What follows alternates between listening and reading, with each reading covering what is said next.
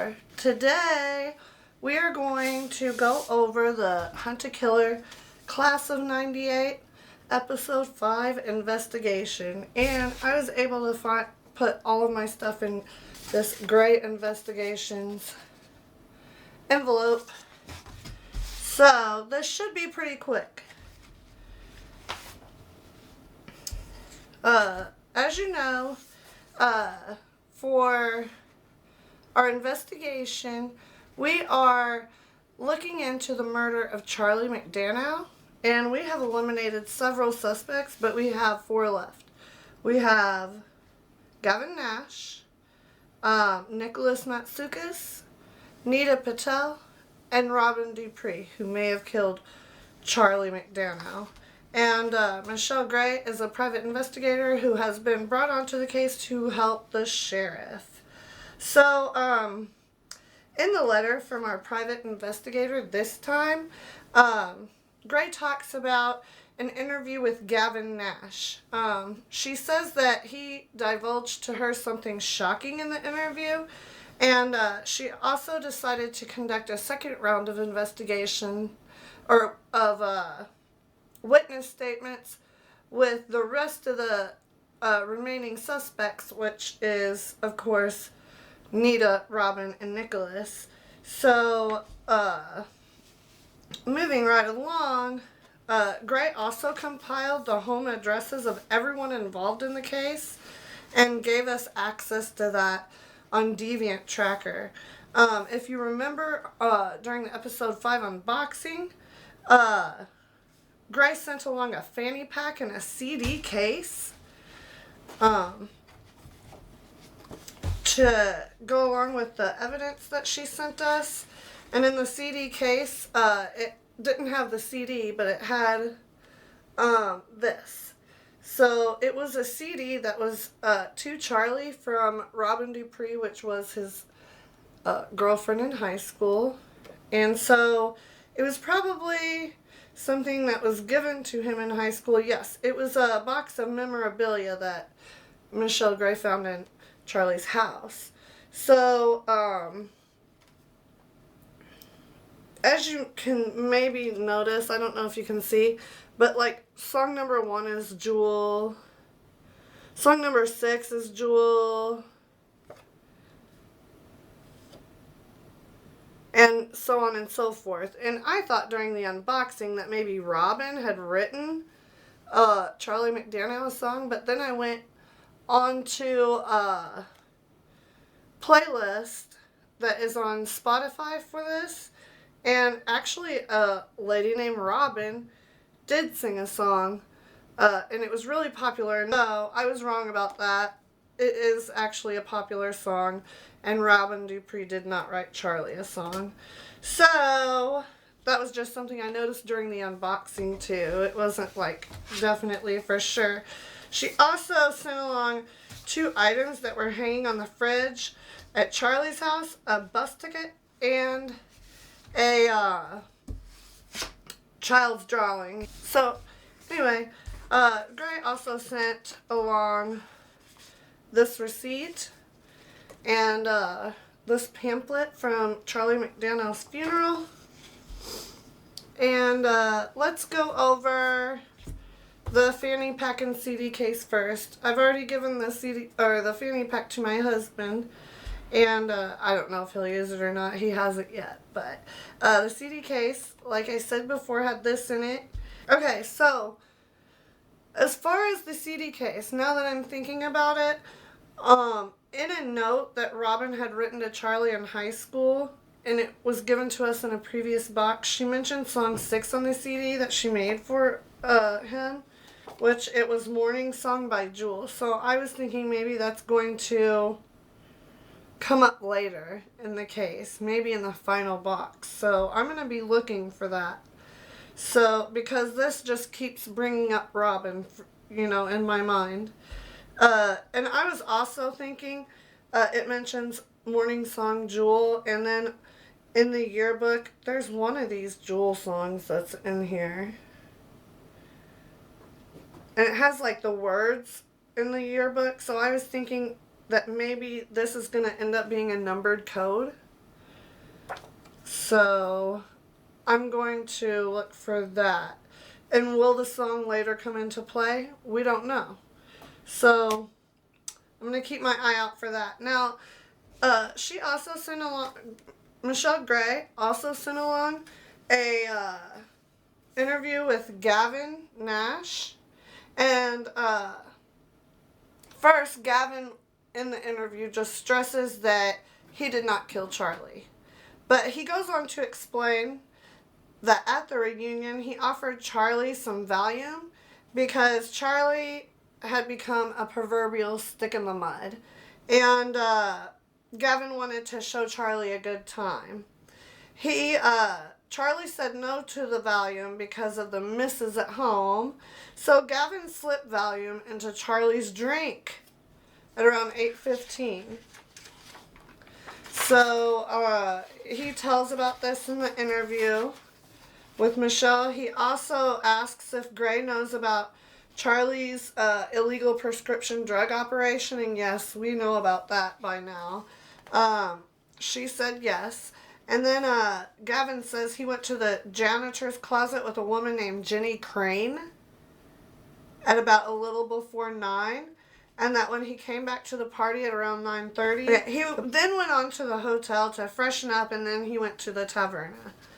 In the updated witness statements, let's go over those real quick. I think that will be the only thing. Oh, the witness statements and a picture that Maggie drew is the only thing that's in this folder left to talk about. So, in Nick's witness statement, he admitted that his mom, Athena Mitsoukas, earlier in another episode had lied to Gray.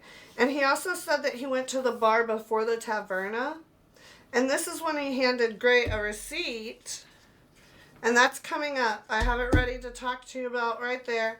And said that Charlie was supposed to meet him at the bar he went to. Gray then asked Nick about his job stuff. He said to Gray that he made a mistake talking to Charlie about those things, and that Charlie was a great listener, and that's why he was, talking to him about it, and that he wishes that he could talk to Charlie now, which was kind of sad.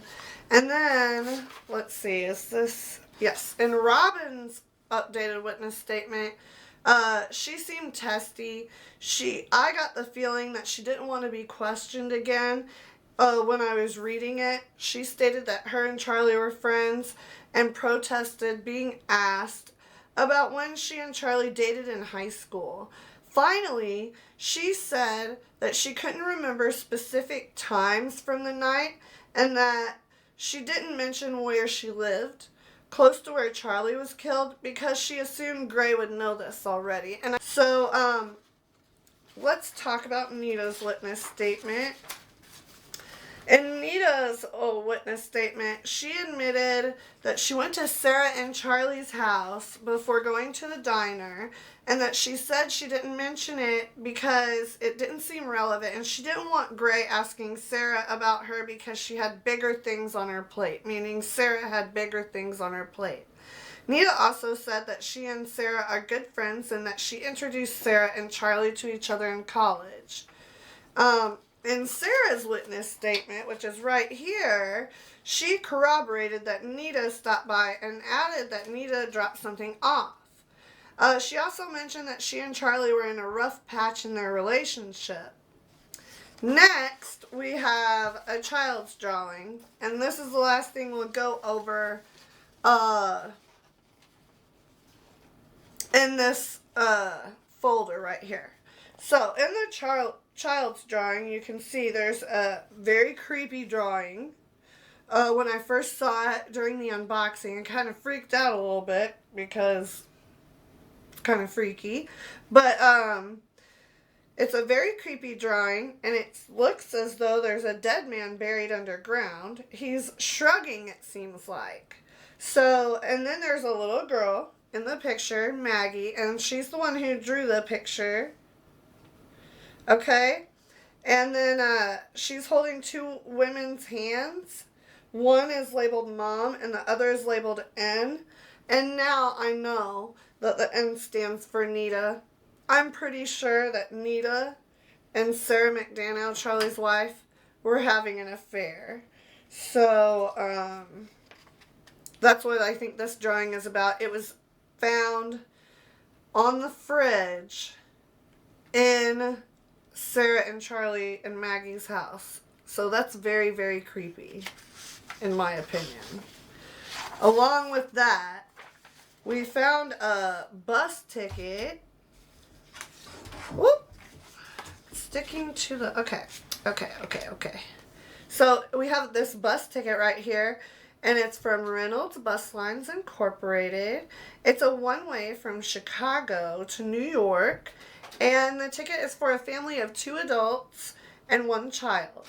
On the back, there's a coded message, and if you go back to the deciphered text messages between Sarah and N in episode 2, it uses the same cipher or code. So, this message says, "1 more week, love, can't wait." Now, from all of the previous evidence, like I said before, I'm assuming that this bus ticket, it was found on Sarah's fridge, along with that drawing, and I think it came from Nita, and that Nita and Sarah are having an affair. And next, we have this bar receipt that Nicholas Matsoukas had talked about, and it's for Manifest Des Tiki. The time on it is 9:42 p.m., and that's just about the time that Charlie was killed. It does have Nicholas Matsoukas' name at the bottom. And so, this eliminates Nicholas Matsoukas basically as a suspect in the case. And then, the obituary, it is, for Charles McDaniel. Shows he was born March 22nd. Beloved son, husband, father, and friend. And it just goes over his life and how much he loved his daughter. And it sounds like he was a great guy in general. Sarah, Aura, and Antonio are the three former suspects who spoke at his funeral, and the others aren't mentioned in it.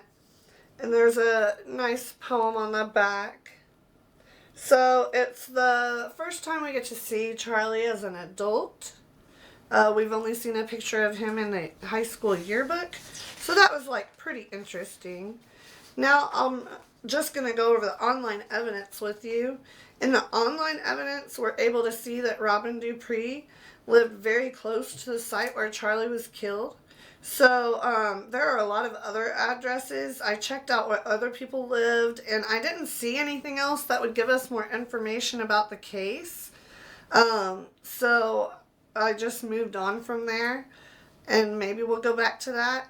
As far as who is eliminated, we can eliminate Nicholas Matsoukas because of the receipt from Manifest Des Tiki. And, even though Nick told Charlie about the shady work he did at Listening Friends of America, and even though Nick got in trouble with LFOA due to telling Charlie this information, he didn't have the opportunity to kill Nick. So we can definitely eliminate him. And then Gavin can basically be eliminated because he has no clear motive for murder, for one. And then he admits to drugging Charlie. So it's clear that the motive for that was for partying purposes in the interview. And then when Gavin confesses to drugging Charlie, his stated movements put him far away from the crime, and others corroborate his statements. For example, in episode 1, Artie said that Gavin arrived at the taverna with wet hair, so that backs up Gavin's statement that he went and took a shower after leaving the reunion. And then Athena Matsoukas' statement in episode 4 stated that Gavin showed up at the taverna around 10:15, and that matches up with what Gavin said. So the two remaining suspects we have are Nita Patel and Robin Dupree. Sorry about that, folks. My camera died, so I had to put in new batteries. What I was saying is, I am excited to be unboxing episode 6 soon. It's the final episode in Hunt a Killer, Class of 98, so we will be getting to find out who killed Charlie McDaniel in the next box out of the two suspects, Nita Patel or Robin Dupree. I'd like to say that I have an inkling one way or the other, but I really don't. So I think it could have been Nita. I think it could have been Robin. Both had means, motive, and opportunity at this point. So I'm just very excited to open up that box and find out who killed Charlie McDaniel. I hope to see you next time. If you want to follow along in my Hunt a Killer adventures, don't forget to hit subscribe and hit that notification bell so you get notified when the next video comes along. And if you liked my investigation this time, make sure you hit the like button. Do you like the way I filmed it? Do you want to see it a different way, like maybe a way I've done before? Do you want Donnie to join me for these Hunt a Killer videos? Please put the comments down below and let me know. And if you like this video, hit the like button. I will see you next time. I cannot wait. See you soon. Bye-bye.